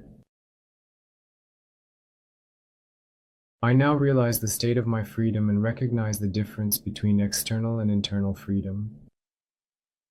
I realize that my inner freedom cannot be limited by external forms. Limited external forms. My inner freedom depends only on my choice. Indeed, my soul truly provides me with inner freedom and peace. My free will is absolute. I proclaim the rules and rights to reclaim all original energies in their authentic, pure, high vibrational potential. From all levels of times and spaces. I call upon my original potential of divine presence from all layers of the universe, and I return it to my physical body. At this moment, I reclaim my right to freedom, and I remove the limitations of a slave existence from my subconscious and soul.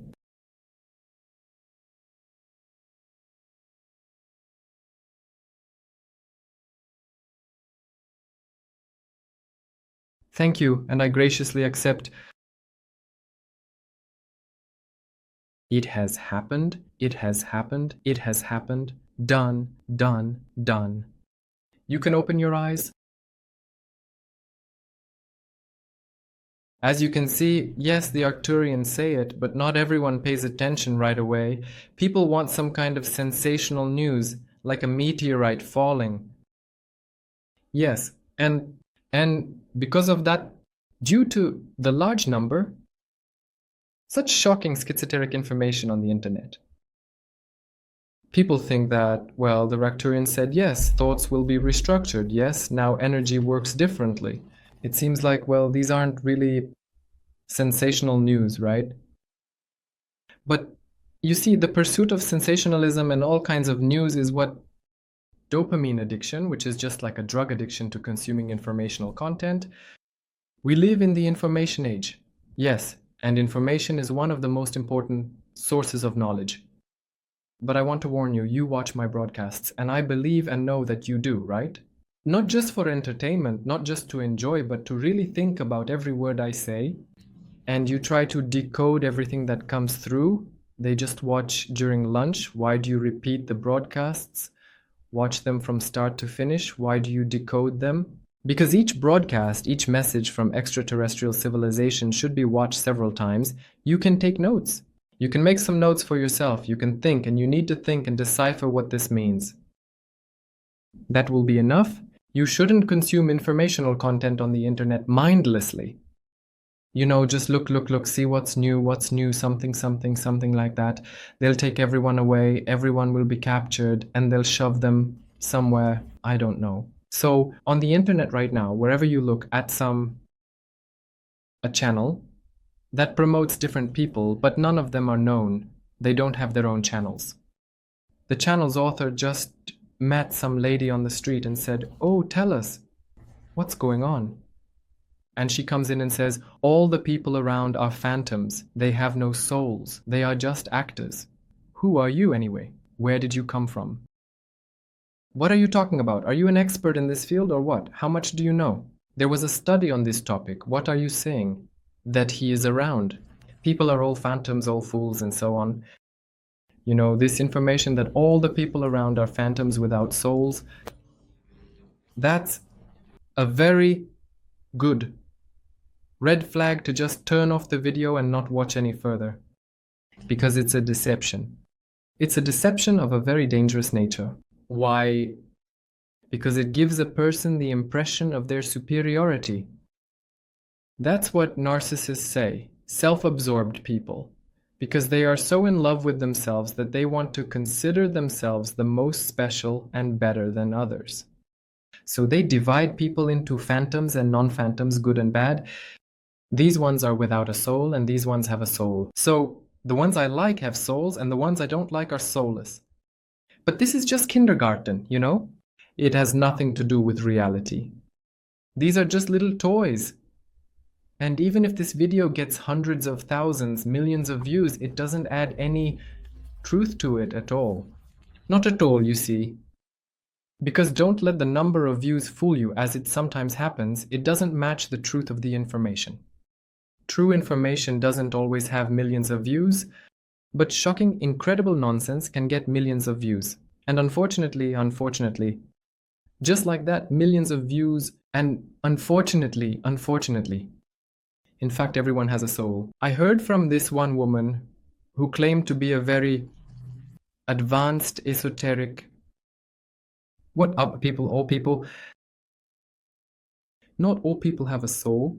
You know, today I saw how the garbage collectors came and picked up the trash. And there was a cleaner at my place. She's just a bot. She has no soul. She has no spirit. Because if she had a soul, well, what kind of soul would choose to dig through garbage? Well, what kind of soul would choose to have an experience like being a garbage collector? Of course, none.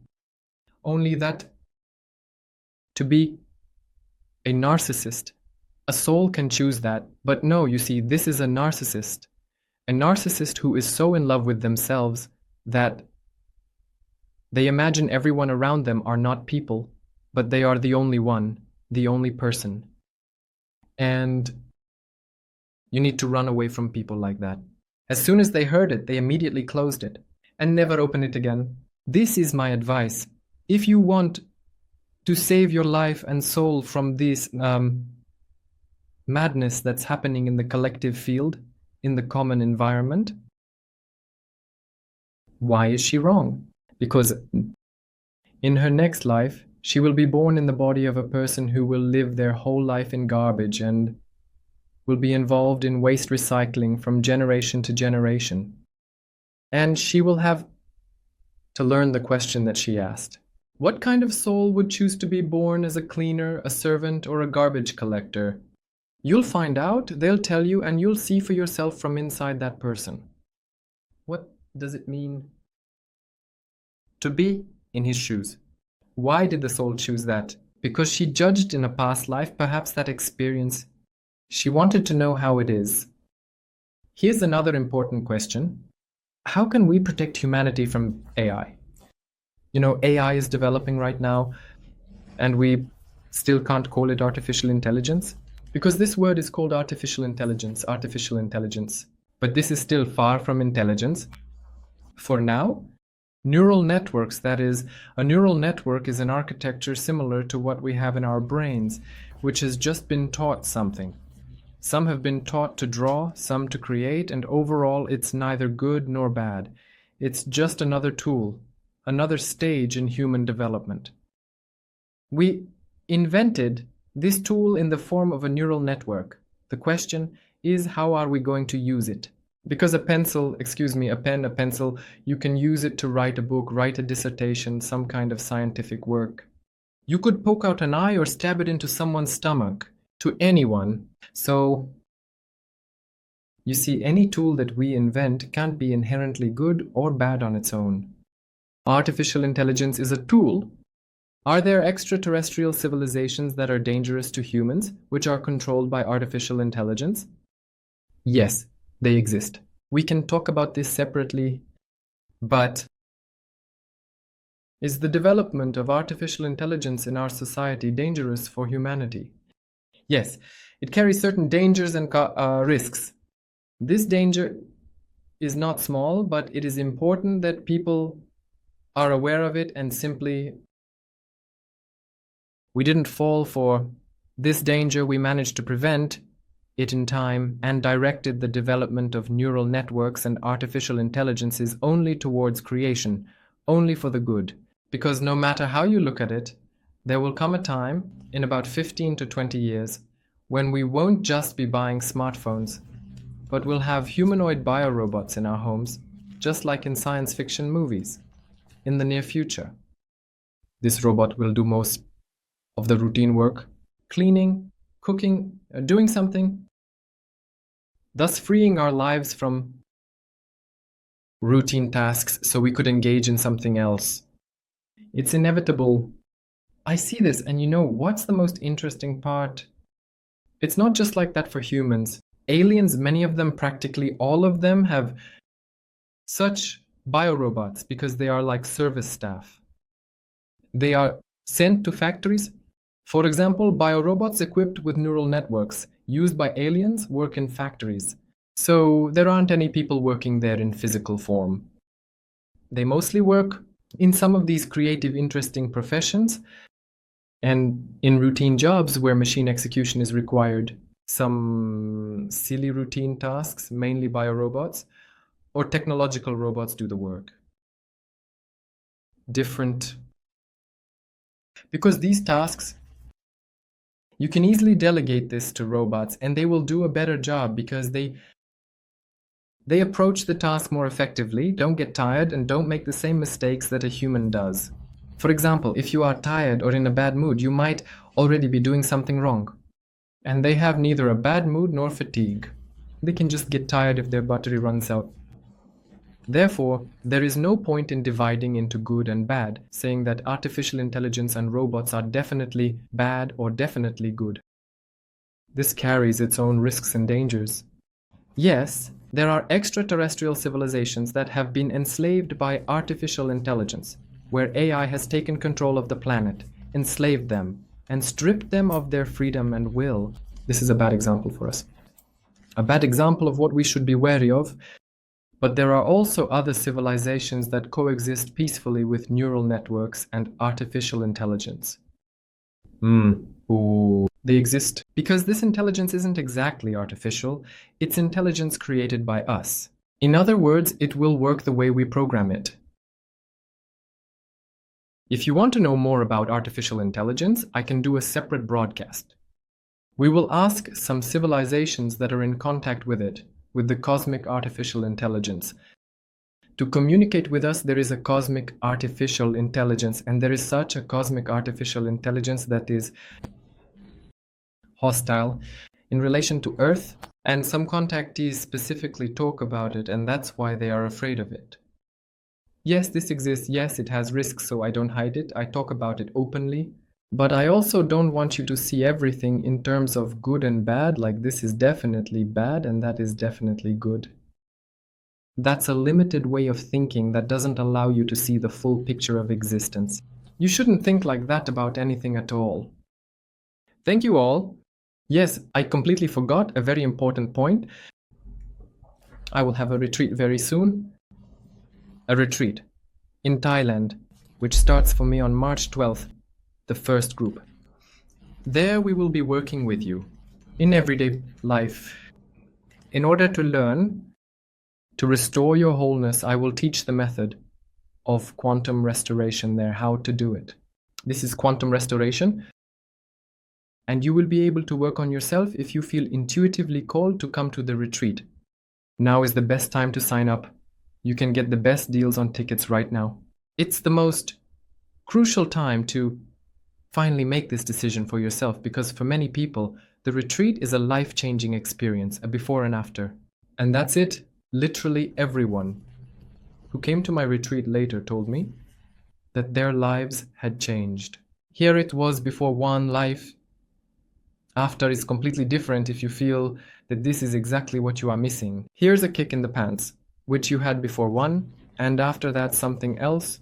What do you need? It's like some kind of evolutionary push to help you develop further. You feel stuck, like you've hit a wall in your growth and you need to move on to the next stage. So welcome. Now is the perfect time for that.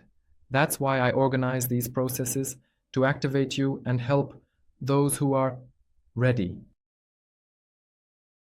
So, there are activations happening that open up healing abilities in people and they start channeling. And everything you want, abilities like clairvoyance and past lives, and demons are cast out and a completely new life begins after that. So if anyone suddenly felt a jolt or resonated with this, welcome. In the description in the comments there will be links to the administrators.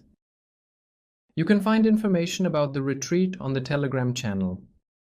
If you want to learn new techniques for reality management, we will have a course on the power of reality management starting in April. After the retreat, I will be sharing all these new techniques. And why I postponed it.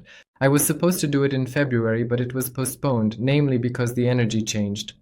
And I realized that the old techniques I was teaching a year ago have lost their relevance. They no longer work the way they used to, and it is necessary to give and present all of this in a completely new way.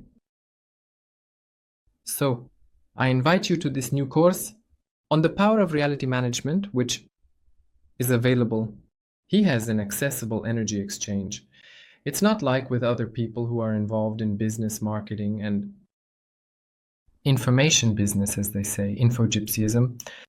They just package everything in a marketing strategy to attract as many people as possible. High to advertise, and then give people very little for a very high price.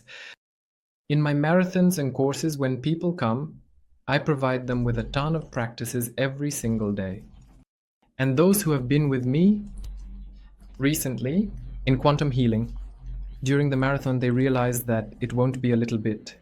And indeed, it will really be something very transformational because a unique flow is formed for each group. So I will say goodbye to you today. Thank you all. The links to all the necessary resources are in the description. I also thank you for your donations. If you want to support me, if you feel that you're interested, my vision of the world, can you recommend these videos to your friends? You can send me a donation. I would be very grateful for all of this. Sometimes people tell me, Yuri, you should give your courses for free. How could this be? You take money from people. Ah, how bad you are. You know what I have in my team? Approximately. At least 600,000 rubles go out every month for salaries. Yes. Recently I bought a meditation music package that cost 250,000 rubles. 10 compositions. For 30 minutes each. So it's 10 compositions of just meditation music, each lasting 30 minutes. It costs 250,000 rubles, and I will, as if I need this music, so that later on there in the courses I can give it to you during meditations. Therefore, if someone thinks that the work of a blogger needs the work of a contactee, this is what you know. It came to you like this from above, and you, as a saint, must feed on the Holy Spirit, not eat anything. You know, giving everything away for free to everyone as if it all cost nothing. But, you know, that's an unconscious approach, and it devalues the knowledge that comes. That's why you need to realize and understand that what I do is my job, and I absolutely have the right to get paid for this work, energy exchange, and if someone wants to support me, especially on a regular basis, I really appreciate you for contributing every week. At least some kind of donation, like you do there maybe you do it once a month. Even any amount would be really great and enough. I thank you for that because you are wonderful people. You are very aware people who were able to overcome. You know what it means to overcome? To overcome that inner voice, that little frog which says inside, material things, the idea that money is the most important thing. But he didn't give us anything material. He's just there talking blah blah and we listen. But you can't weigh it, put it on a scale and measure it. So we don't owe him anything.